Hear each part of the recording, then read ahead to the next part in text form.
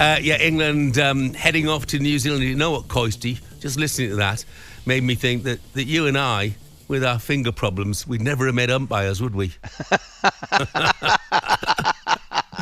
That's true. Very true. Anyway, England looking to bounce back from losing the last Test series 2-1 to Pakistan. Joining us now to tell us if they can is 2 times Ashes winner. It's a very good morning to Steve Harmison. Morning, Harmy. Morning, Harmy. Good morning, Jeff. Good morning, Ali.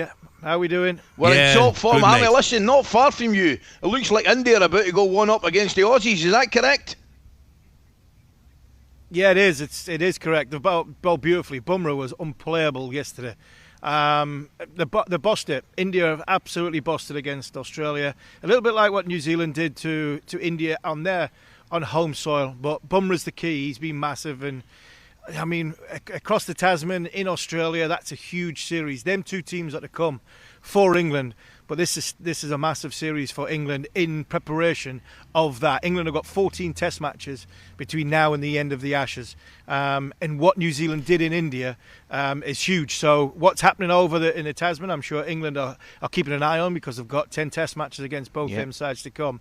But they'll not be taking their eye off New Zealand for 1 minute, because I think this is going to be a tough test out in 3 days' time.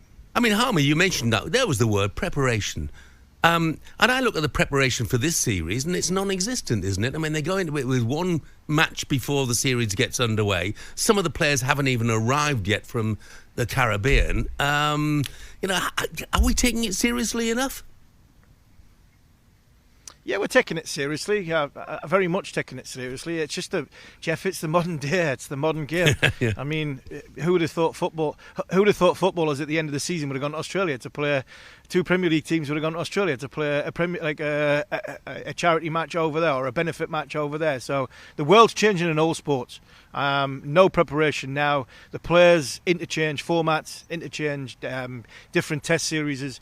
They're very much ready cricketers the minute they land on foreign soil. And they had 2 days in Queenstown, which I think, all being well, the bowlers got a decent mileage in their legs. They all got a good spell in. Root got a good 80. Stokes got a 50. That's encouraging for England fans, because, I mean, preparation, when they went to India, they didn't even go in 3 days before. So at least they've had 90 overs in the field, and then obviously 90 overs with a bat in the hand as well. Listen, Hammer, you talk about preparation. It hasn't gone without its problems. Obviously, Jamie Smith's missing a 3-match series in paternity leave. Jordan Cox, did he break his thumb in the nets? And it looks like Ollie Pope might take the gloves. Yeah, it looks like Ollie Pope's going to have to take the gloves. Jeff, you're right. Jacob Bethel and Rian Ahmed only arrived yesterday, which is Sunday here. And, I mean, it took me 40 hours to get from Newcastle to Christchurch. It's a long way out here. So it looks like it's going to be Ollie Robinson. He's the man that's going to replace Jordan Cox.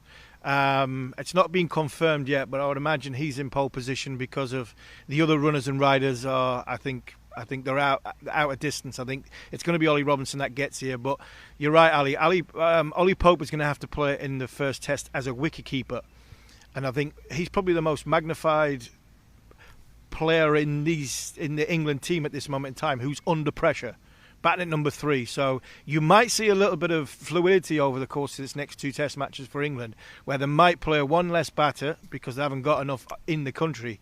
Ollie Pope might have to go to number 6. Ben Stokes might have to go to number 3. England might play 5 out-and-out bowlers. And then when they get to Wellington at the Basin Reserve, go back to type, where Pope goes back to 3. A wicketkeeper comes in, a natural wicketkeeper comes in, and then Ben Stokes becomes that bowling all-rounder again, and England play 1 less bowler. So I think over the course of these next 10 days of Test cricket, you might see 2 different types of England sides.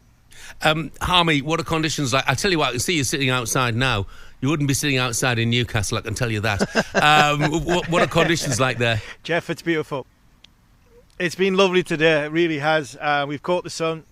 Scott Taylor, our producer, who's standing right behind us, he's, you could get a good steak on the top of his head. He is red raw. It's beautiful out here. The ground is fantastic. It is a picture postcard ground here at the Hagley Oval. Just over sort of my left shoulder, about 500 yards over the park, is where Hagley Oval is, I mean, it's going to be a boundary fest. That's what I'll say. It's going to be a huge boundary fest in this. And if the wicket's flat, we're 3 days out and there's a lot of green grass on it. If the wicket's flat, I think this will suit England, because it is going to be it's a fast running scoring ground obviously on the carpet, and then in the air. Well, then, I mean, the boundaries will be brought in. This will be a boundary fest, and if the wicket does nothing laterally, then I fancy England to get off to a good start. Harmy, looking forward to it. Enjoy it, Harmy. Cheers, boys. On AM, on DAB, via the talkSPORT app and on your smart speaker. talkSPORT.